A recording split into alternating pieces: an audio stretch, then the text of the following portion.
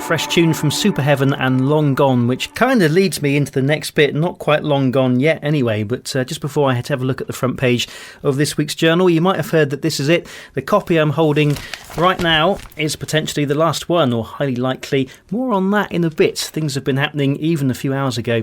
This has been very sudden, although at the same time, sadly, I'm not surprised. People have been getting news online for years now, and of course, by its very nature, news in the journal can be a week old or more. Some of it may be a bit more current if an event happened just before it went to publication.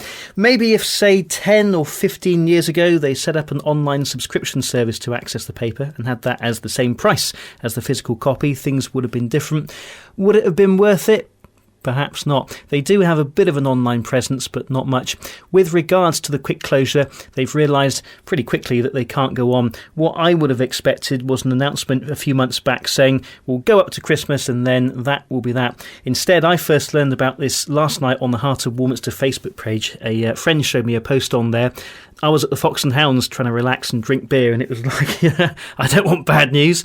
I then saw a post on the Warminster Journal Facebook page, and this was put up last night, so Wednesday, the 11th of December 2211. I'll read it verbatim. It says, "We are devastated to confirm that the rumours are true. Editor Ray has concluded this week to cease publication for good and has informed staff today. We are reading at the abrupt decision just before Christmas.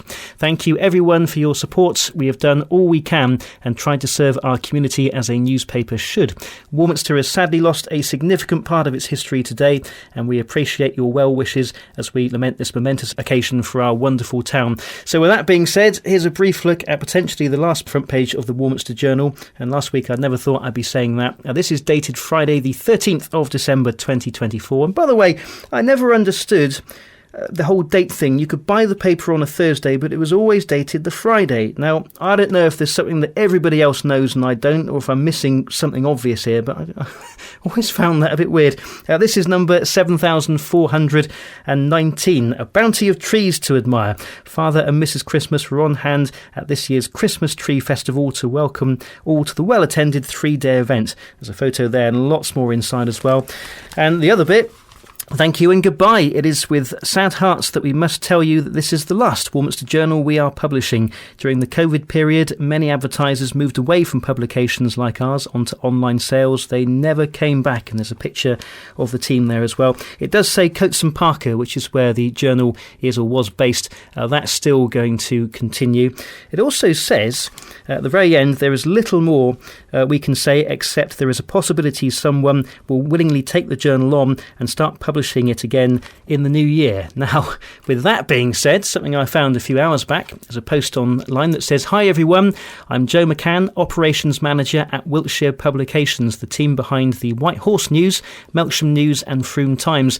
As many of you know, the Warminster Journal is sadly coming to an end this week. We now have a meeting scheduled with the owner to explore the possibility of bringing this much-loved local title back into publication." So, fingers crossed for that one. Something may come of it, it may not. In recent times, we've lost the Mason's Arms, Lloyd's Bank, the Ink Shop, and now perhaps the Warminster Journal. There's no two ways about it. It's not good. But thank you to all the team at the Journal. All the best for the future. It was around for 143 years, first published in 1881, and certainly for now anyway, last published in 2024.